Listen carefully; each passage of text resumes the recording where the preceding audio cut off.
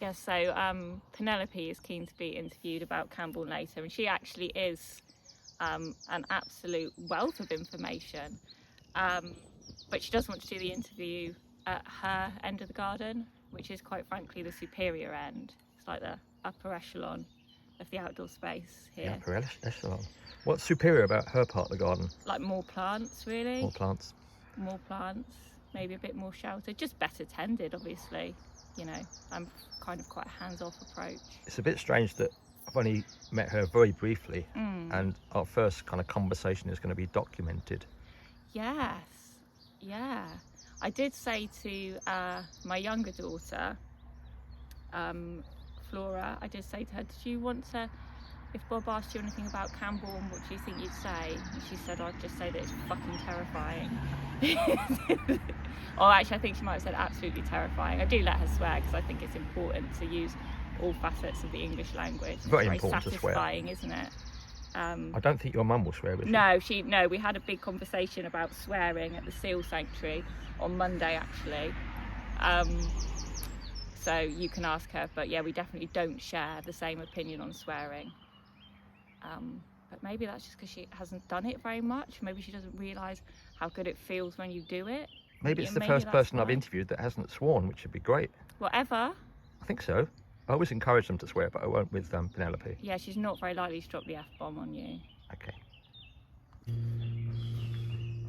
So this is the mausoleum of the Pendarves family. So the church we're currently at, Treslothan Church, was part of the Pendarves family estate, and the woods, which are next to it, Pendarves Woods. And this is the stuff of legend and Camborne folklore.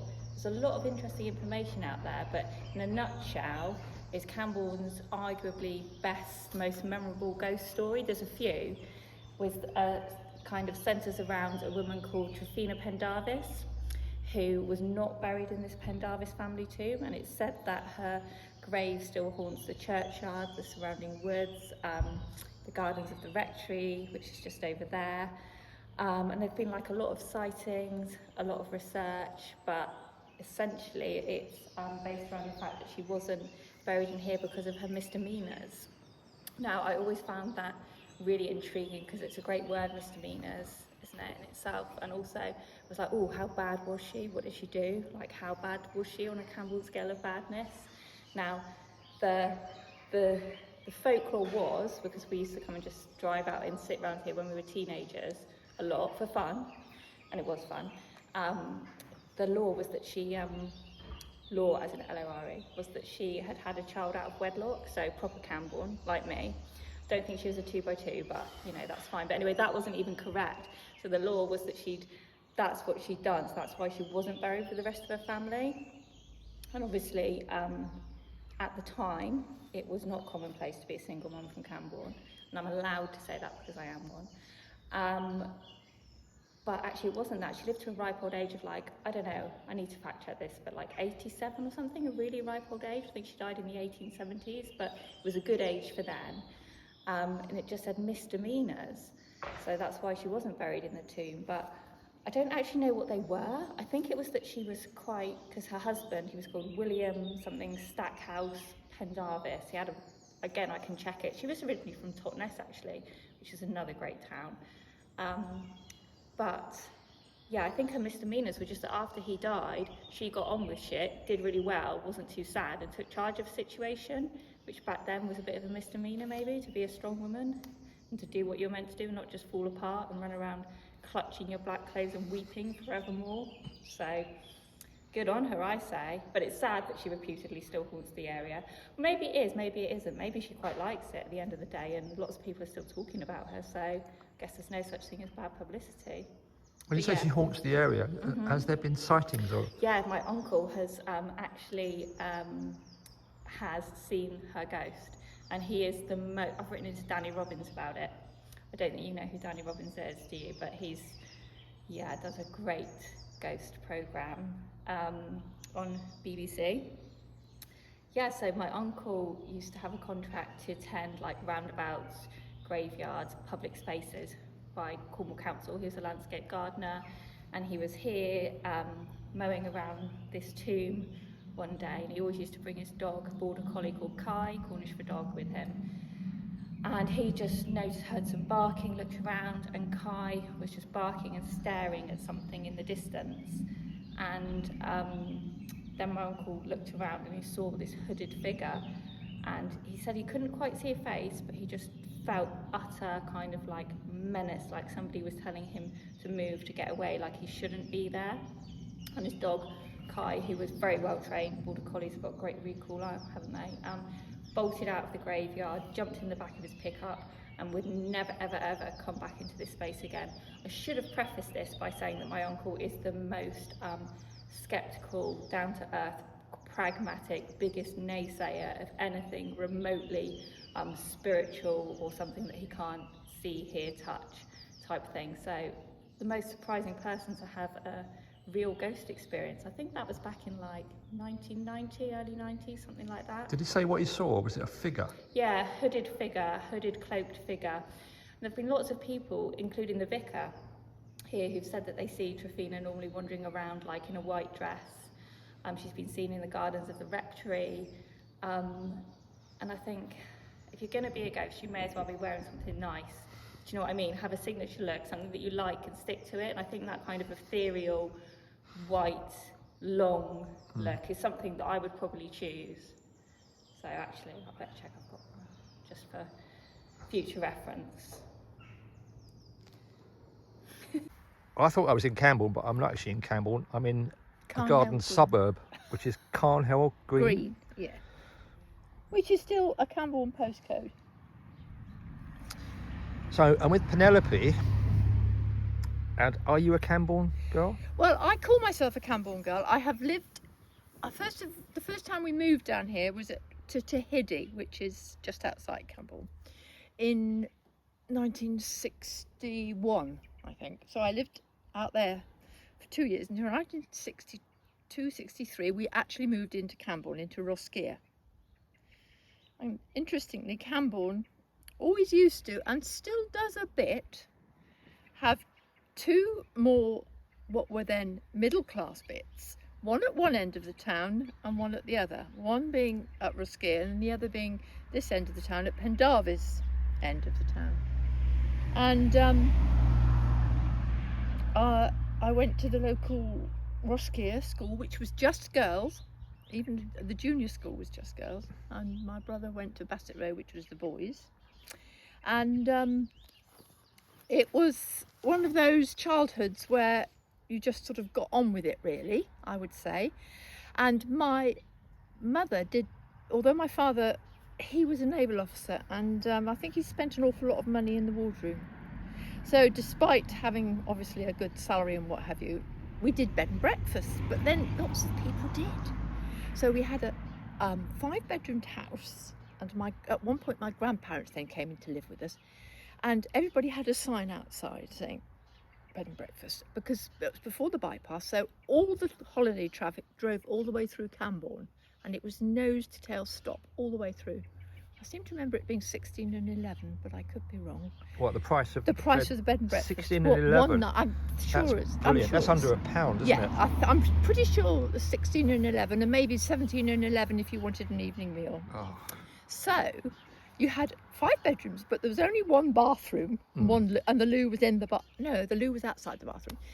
And so in the summer, my grandparents and my brother and I used to go and sleep in the garden in a caravan. Brilliant. And people would come to Camborne to shop.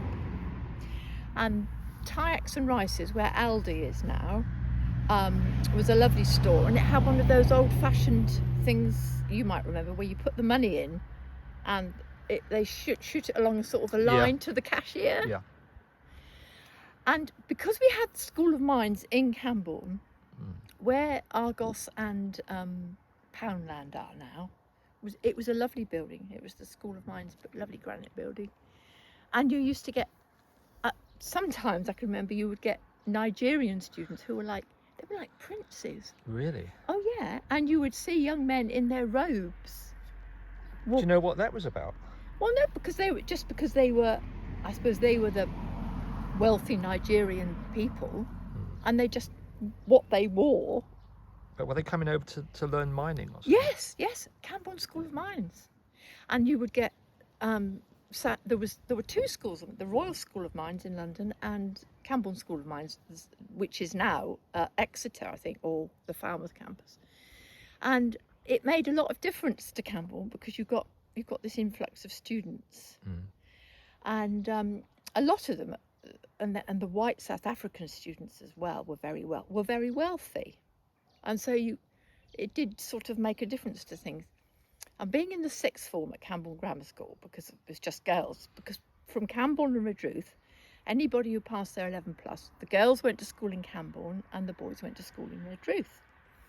So when you were a sixth former at Camborne and you were like me and you were a tad rebellious, I mean, you wouldn't want to go out with anybody in the sixth form from Redruth Grammar School. You Really? had your eyes set on the blokes at Camborne That's School of interesting. Mines. So Camborne was slightly superior to Redruth. Well, I was saying this to Beth. I wonder why is Bob chosen to talk about Camborne and not Redruth.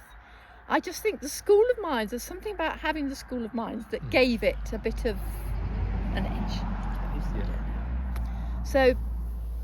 So, as somebody in the sixth form, in my 17 and 18, you went to what was the Plough-In, which is now I think it's a closed down Chinese thing at the top of College Street. Oh, that dilapidated building. Yeah, and that was with the Fong Wu or something. that's isn't it? right. That was the Plough-In, and that was where you went on a Saturday night. Or there was another bar called the Horse's Neck Bar in the Tyax Hotel, which is another place that you went. And you would sit there, and I've told my granddaughter, you sit there all night with half a pint of beer because you can't afford anything else, and it doesn't matter, and you don't expect to anyway. And so Camborne was, you could get everything you needed in Camborne, and it was a good place to live. And where Centenary Chapel is, at the top end of Treslothan Street, near the Tesco's, near Camborne Tesco's, a small Tesco's, was where the Holman's factory was. Holman's, I've heard of that. Now you should get the picture, and there was, the Holman brothers, they made drills and all that sort of things for the mining industry. And they, at 4:30, the hooter would go off, which is not that far from where we lived, and the big doors would open, and you would have a whole stream of men in blue overalls going down Treslothan Street. And if, like my brother went to the, what is now Camborne School, which was the secondary school, Treslothan, and I think about so many of his friends, if you got a Holman's apprenticeship, that's it, you were made for life, you got a job. Holman's, that building was demolished in 1989. So David remembers that.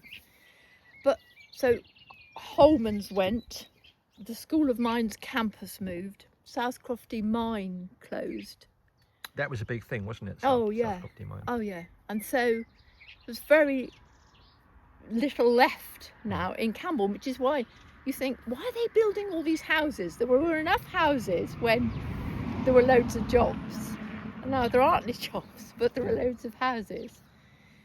But So what was it like being a teenager then in Camborne compared to now? well, for me it was great because you could go out on a Saturday night and get off with these nice blokes from the School of Mines. Did you? Just get, Was it different getting off with people at Camborne School of Mines to other people? Oh yeah, they were older, they had money, they had cars. Right. You could go for a ride out somewhere. In fact, I will tell you a story that's something my mother never ever knew. When my father was awarded the MBE, right, I said, look, I'm not, you know how I feel about these things, Mum and Dad. I was only 17, but to give them their due, they respected my wishes, and said, right, if you don't want to come to Buckingham Palace, you needn't come, right? So I didn't, and I still feel go? I still feel the same now as I did then. You're not a fan of No, I'm not. the Saxe-Coburg? It has to be said. And so I was left at home. I think we probably had a lodger of some description at the time. But anyway, so obviously my friends all came round, didn't they? And I was learning to drive at the time do you remember a car called a Morris Oxford? Yes, I do.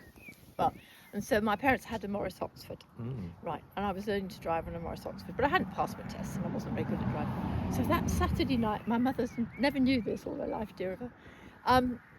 Me and my friends went to St Ives. We drove to St Ives and I hadn't passed my test. Imagine if my own daughter had done that, I'd have been mortified. But anyway, and a couple of the lads from the School of Mines had come round. So what did you do in St Ives? Just hung out by the sloop, I expect. Hung out by the sloop. Whoa, that's a But evocative thought. I tell you this, now this is another thing you'll find interesting.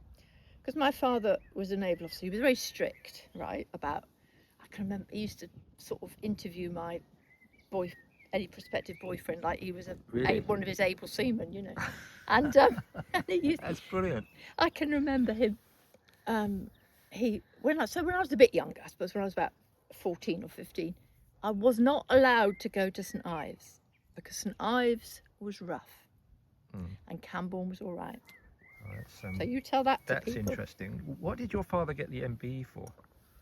Zeal and devotion to duty, in brackets according to my mother, and what was the word? And not ignoring and not abandoning, but not paying enough attention to his family. Yeah. Because you, Neglecting his family in the process. Something like that. I'm sure she said it tongue in cheek, Yeah. but, you know. I mean, that's marvellous. And you became a teacher. Well, yes, I did. I used to do a lot of acting at school, Did you? and I was in the West Cornwall Theatre Group, and 2 years running I was at the Minack in the summer holidays. Wow. One of my English teachers was, anyway, so I was always keen on, you know, public speaking and all that. So I decided I'd like to be a lawyer. Because you strike me as somebody who might know a lot about literature. Yeah, I you're very should've- articulate. Well, actually, I did Latin A level. I wanted to do English, but they said, "Oh, you're going to do law. You ought to do Latin." That was no good to me at all. So I did Latin, history, and French. But when my daughter did her A level English, I thought, "Oh, I'm going to do A level English now as well." Really. So I went to evening classes for a You didn't go together. no, because she was at school. So I did my A level English, and Beth got a B and I got an A. Well, that's very interesting. How do you feel about that, Beth? It's all coming out now, isn't I it? was at Camborne School, wasn't I? Yeah. So, you know. You got an A. Well, I have to say, I got an A for English literature as well.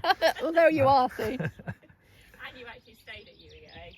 Yeah, Yes. for longer than a day. Talk about that. Yes. It was a day, wasn't it? It was a day, yeah. It's a cat. It's not a guinea pig, it's a cat. There's a guinea pig over there. Yeah, there is. That's Miranda. Miranda, the sole surviving. What happened to the other one? Ariel, Ariel died. I mean, not like an untimely death, not like a Shakespearean untimely death. Obviously, you can tell I was teaching The Tempest at the time that I acquired those two. She just, you know, was like 5 or 6 and she was a guinea pig. But Miranda's still going, and she actually likes being on her own. I think, oh, there's Senna.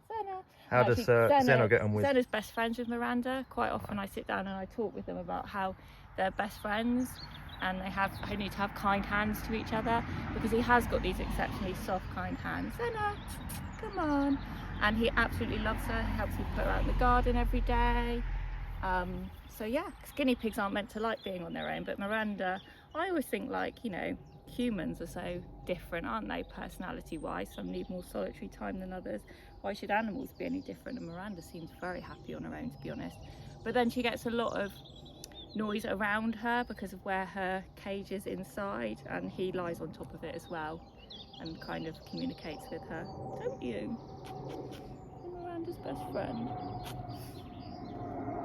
But you weren't actually born in Camborne, I hear. Oh, you were no. born in Tintagel. No, I wasn't born in Tintagel. I moved to Tintagel when I was 4. I regret to say I was born in an extremely boring place called Wokingham near Reading. Wokingham, I know that. Do you? Mm. I was born in the flat above the co-op. My grandfather was the manager of the co-op and a very strong Labour councillor. And my father was away in the Korean War. Was he? So In the Navy? yeah. So my mother was living with her parents. when I was born. And then we lived in a place called Preston Cromarsh in Oxfordshire, and an aeroplane crashed onto our bungalow because my father was doing his Fleet Air Arm training in the Navy. And I was trapped in my bedroom. We made the front of the News of the World or something. God, that's dramatic. It is very dramatic. The front of the News of the World. Yeah, and my mother was thrilled to bits because in the write-up, I've still got the cutting inside somewhere. Attractive, chestnut-haired Mrs. Treslothan. And who was she? My mother. Your mother? Yeah. Well, typical News of the World. Yeah. And my brother was tipped upside down in his pram. He was trapped under his pram. And I was in my bedroom. And I had a flashback once of this when we moved into a house at Pen Ponds, which was near a railway line. You could see the train coming towards you. The aviation fuel was pouring down in front of me. Yeah. And I've also in there got the letter the GP wrote a few weeks afterwards saying Penelope's fine. She started wetting the bed and sucking her thumb again, but she's fine. And was that a result of the crash? Yeah. You see how different it was. Nothing happened. You didn't get any compensation. Yeah. The Navy didn't even rehouse us. We went and lived with my grandparents again. Crazy, isn't it? Well, that's a marvellous story. Be on the front of the News of the World. And then you moved to Tintagel. Why'd you move there?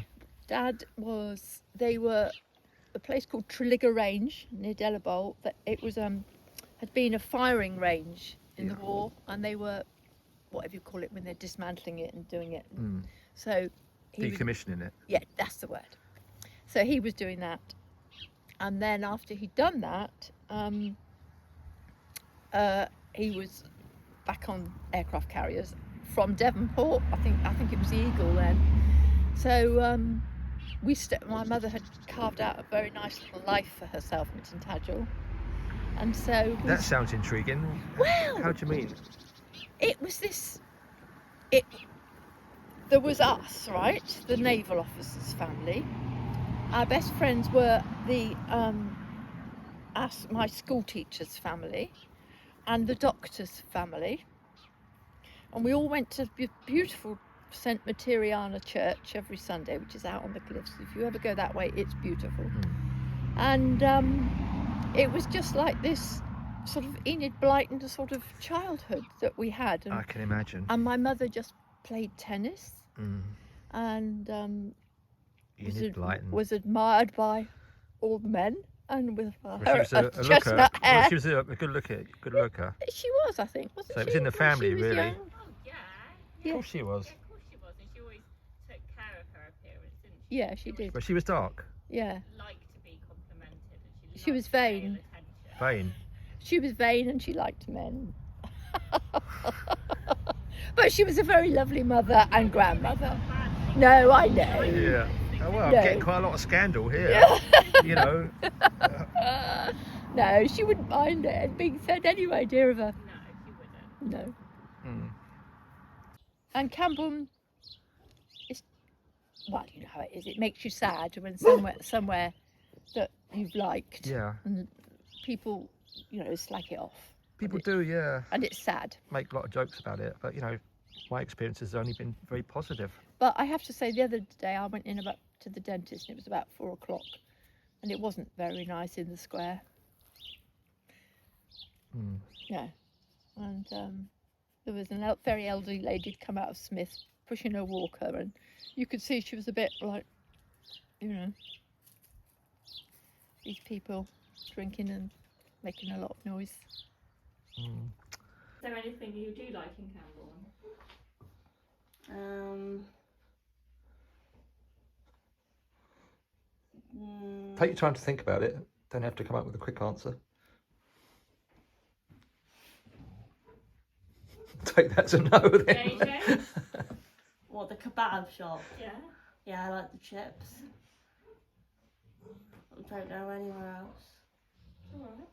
It's just a bit, because you don't know what you're going to find there, because it's just bad most of the time. And it's just, I think a lot of people think that. It's just, but I mean, you do have to appreciate it wasn't always like that, but then it's just got worse, because you just it's just the behaviour spreads and what is built there spreads and stuff, and then it just ends up turning into what it is now. Don't know what else. Oh, well, thanks, Flora, It's okay. for that insight.